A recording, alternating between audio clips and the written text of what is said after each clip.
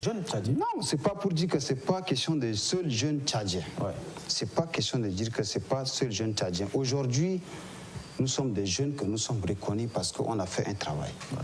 Si aujourd'hui, il y a la paix, il y a la stabilité pendant les élections présidentielles en 2016, je fais partie de ces jeunes parce que j'étais l'initiateur de l'Alliance Tous pour la paix. Nous sommes les premiers jeunes qu'on est allés à comment on appelle, à Massaga, comment on appelle, là où il y avait eu un dégât, les jeunes avaient brûlé les commissariats, le marché, tout et tout. Massaguette, si je pense bien, Massaguette. Ouais. On s'est consulté, on a dit non, nous sommes en période d'élection. Si en tant que jeunes conscients, responsables, jeunesse mûre, si on ne se dépêche pas, nous allons voir ce qui s'est passé en Centrafrique, ce qui s'est passé en Côte d'Ivoire, au Tchad. On s'est dépêché pour aller là-bas. Et qu'est-ce que les habitants de Massaguette nous ont dit? Depuis que Massaguette est Massaguette, c'est pour la première fois que les jeunes se sont constitués en une alliance, parce qu'on était plus de 165 organisations de jeunes. Aujourd'hui, les politiques, dès que les élections étaient finies, ils nous ont repoussés.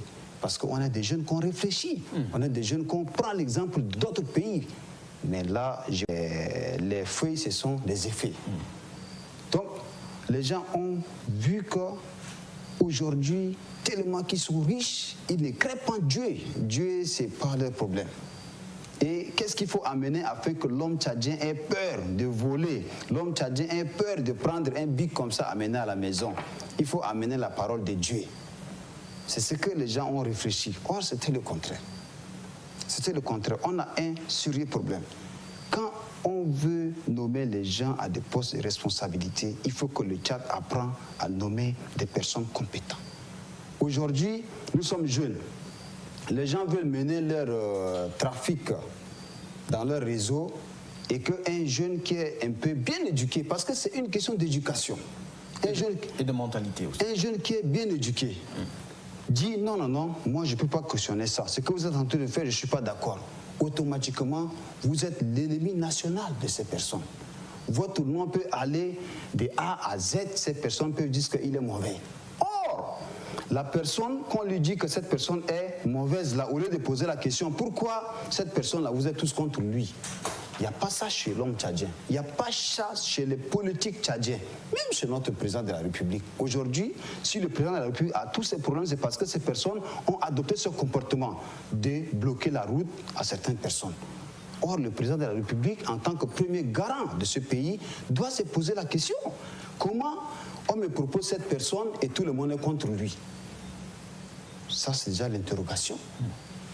C'est comme ça que les choses peuvent marcher. Le problème des serments, comment on appelle, serments confessionnels, tout et tout, nous, en tant que jeunes, moi, je vous ai dit dès le début, on est confus. On est confus parce que le réel problème, c'est nous qu'on absorbe ces problèmes.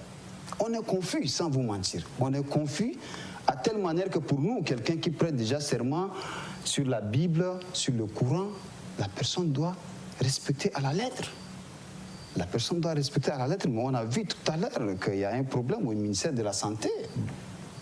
Et les gens oublient que quand c'est la Bible et le Coran, c'est la parole de Dieu. Même si toi, l'intéressé, tu violes, il y a tes enfants, il y a ta famille.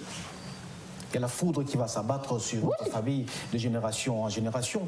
Mais voilà, c'est la même question que je vais poser à Ahmad Saïd Ali. Quelle est la signification de la prestation de serment confessionnel pour vous? Bon, pour moi, la signification... Carrément qu'on ne pourra pas tenir. Bon, avant de répondre à votre question, mon camarade Ahmad avait soulevé un aspect qui m'a vraiment intéressé. Ouais. Il a parlé de la Cour suprême. Il a parlé de la Cour suprême. Moi, en tant que jeune, conscient, et que je veux vraiment apporter une solution à ma République, je me pose la question. Lorsqu'on voit à la télé les personnalités de la Cour suprême qui sont au devant, et qu'il y a la Bible, il y a le Coran, et que chaque personne passe et que la personne jure, on se pose la question, est-ce qu'eux-mêmes, est-ce qu'ils ont juré sur la Bible, sur le Coran, avant d'être là?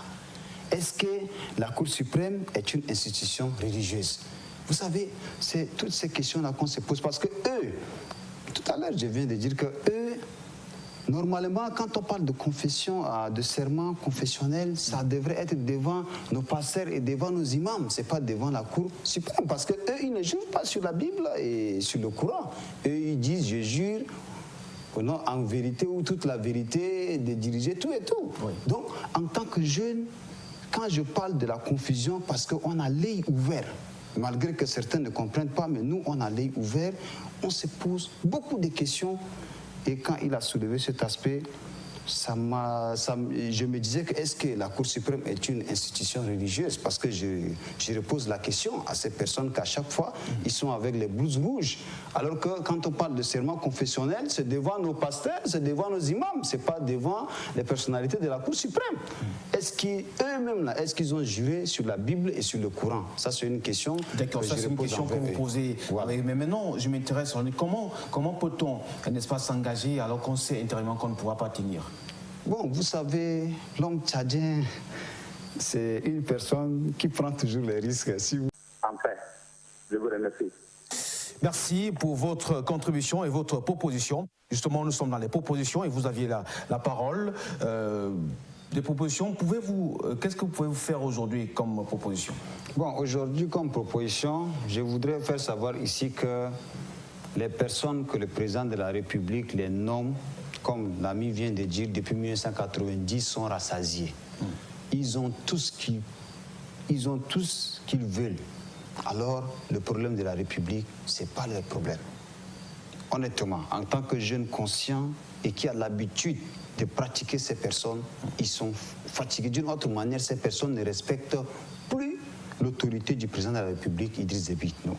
Et le président doit en tirer profit et conséquences de ce qui est en train d'advenir.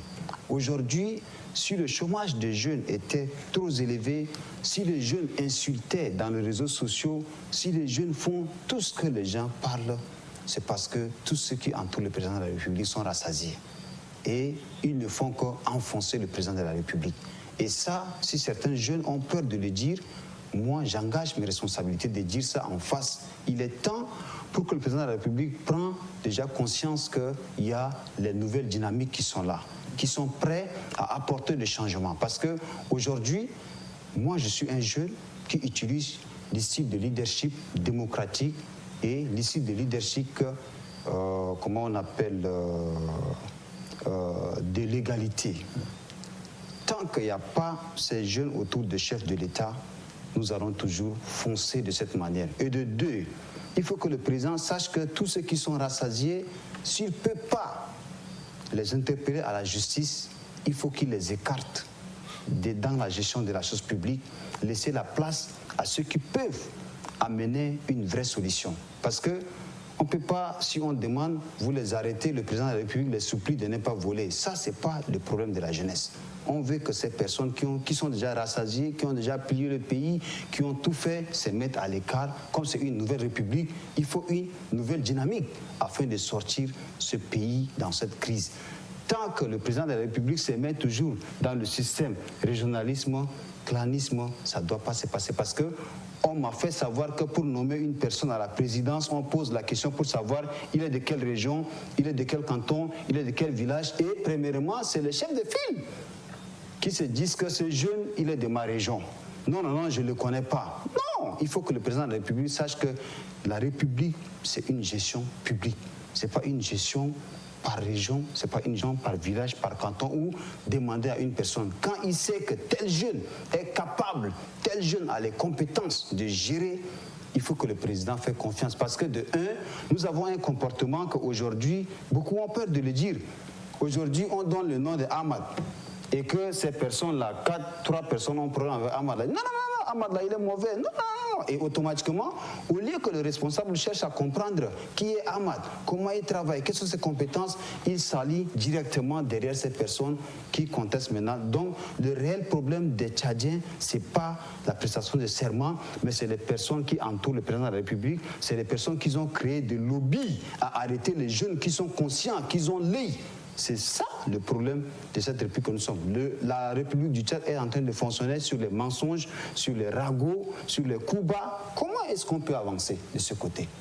Donc c'est ça, il faut que le président essaie d'ouvrir les yeux parce qu'il y a les campagnes législatives qui arrivent. Aujourd'hui, les jeunes se préparent dans tous les camps. Donc ça serait vraiment dur, et vraiment dur, parce que le temps est là où nous sommes. Il faut savoir que la jeunesse est mûre. D'accord. On vous a écouté. Quelles sont vos propositions, M. Hamad? Moi, je pense que pour limiter un peu ces fameux problèmes de détournement aux païens, pour chercher une formule. À tous les Tchadiens. À tous les Tchadiens.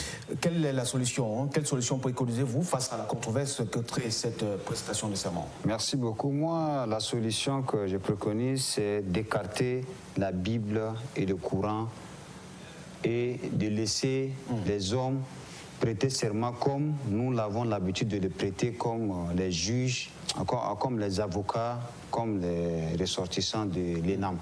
Donc il faut qu'on laisse la religion à ceux qui ont cette responsabilité, parce que moi j'ai bien dit, il y a les conséquences négatives, la malédiction. D'accord. Voilà.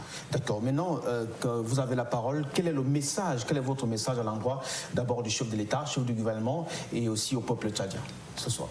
Bon, ici, le message que je devrais lancer d'abord au peuple tchadien, c'est vrai, nous avons un problème de mentalité, mais ce problème ne doit pas se résoudre en un jour. Et ça fait partie des échanges qu'on est en train de faire avec vous, parce que l'électron est une vision du futur. Donc quand on parle du futur, on doit parler, on prépare le futur dans le présent. C'est dans ce sens-là que je voudrais que la population et le peuple tchadien le sachent. À l'endroit du président de la République, il est temps que le président de la République change son comportement. Le comportement des ragots, des mensonges, des personnes qui sont prêtes à bloquer une personne.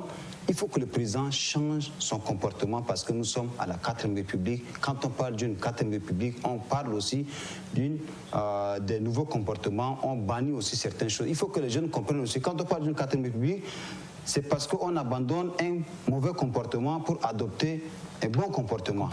Donc il faut que le président adopte des bons comportements et il faut qu'il cherche les jeunes compétents, dynamiques, malgré qu'on nous écarte depuis toujours. D'accord.